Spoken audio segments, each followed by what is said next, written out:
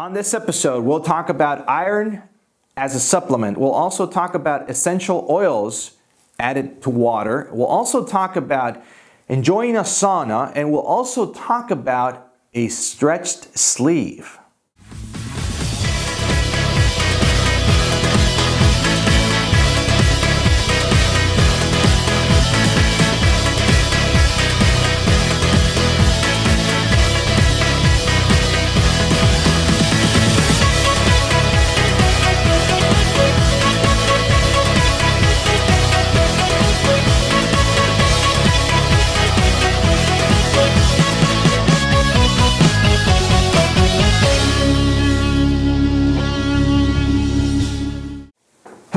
And welcome to episode 41 of the Ask Dr. A show. Thank you so much for sending your questions using the hashtag AskDrA. Thank you so much for subscribing to our YouTube channel. I know that way you don't miss any future episodes of the Ask Dr. A show. And thank you so much for adding me on Snapchat too and sending me questions to there, or at least just stopping by and saying hello.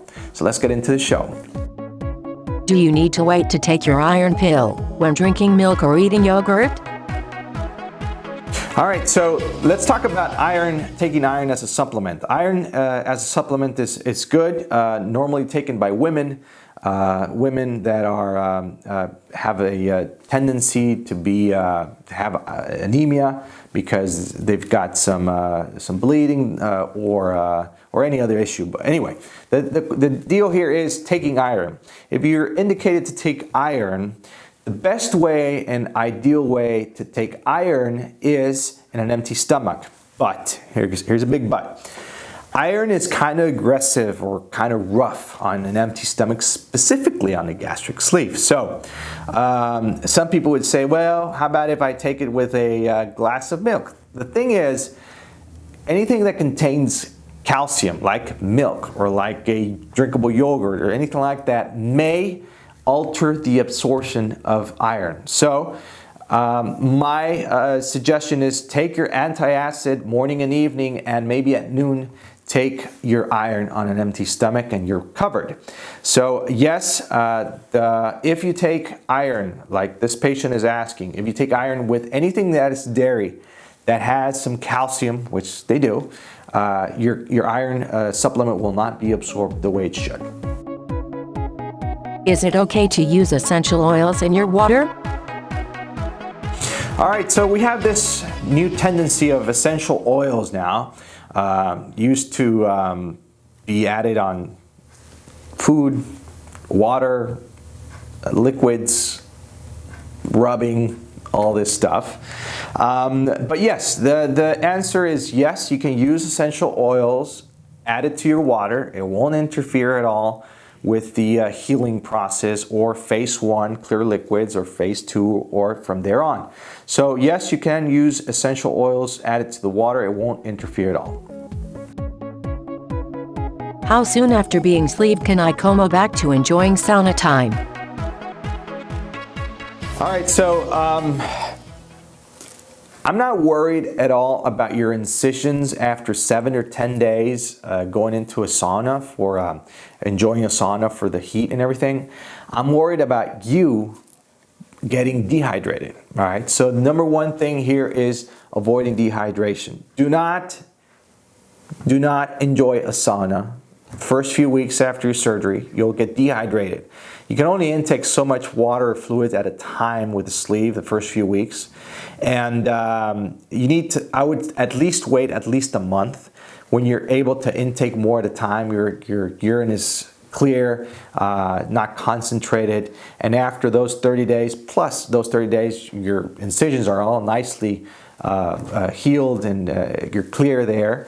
So at least 30 days. Before that, you're risking dehydration because it gets kind of hot in there. If you get off track and your sleeve stretches, will it retract and go back to its original restriction? All right, so can you get back on track if you fell off the wagon because you think your sleeve is stretched out? So there's no way to know that your sleeve is stretched out if you haven't had an upper endoscopy or a barium swallow to see your anatomy of your stomach or your current stomach. So if you think that the sleeve stretched out because you're eating a little bit more, or you're eating more compared to the first few weeks or months after surgery, it's not valid, all right? So because the first few weeks after surgery, or even a couple of months, you're at the maximum restriction of the gastric sleeve, and from there on, as the swollen tissue starts to come down throughout the months, you're going to be noticing that you're able to intake more at a time. Please do not compare the amount of food you intake months or years down the road to the first few weeks to months after surgery. Compare the amount of food years down the road. You can compare that to before surgery. All right, so you'll notice that you're able to intake much less amount of food than before surgery. But remember that the first few weeks to months after your surgery, maximum point of restriction.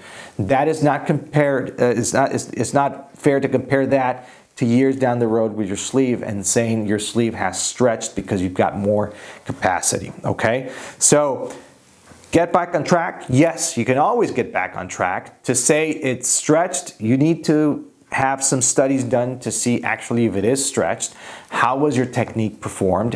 What type of bougie did they use to create or perform your surgery?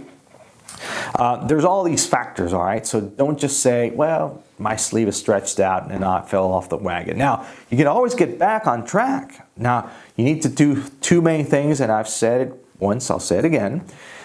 You need to lower your carb intake. That's the easiest way for a weight loss surgery patient to get back on track. Lower the carb intake. And number two, physical activity. Please do not leave everything to your sleeve. Remember, your sleeve is a tool. It does magic almost, all right? But it's not a miracle, all right? You need to work with it. So please do not leave your sleeve by itself. Put some effort there. Well, that's it for episode number 41 of the Ask Dr. A show. Thank you so much. And question of the day. Let's see here. I want to know what supplements you take. So list them, all right? Do you take only multivitamins? Do you take multivitamins and B12? Do you take multivitamins, B12, iron? What do you take? List them down below here. I'm really curious to see your answers.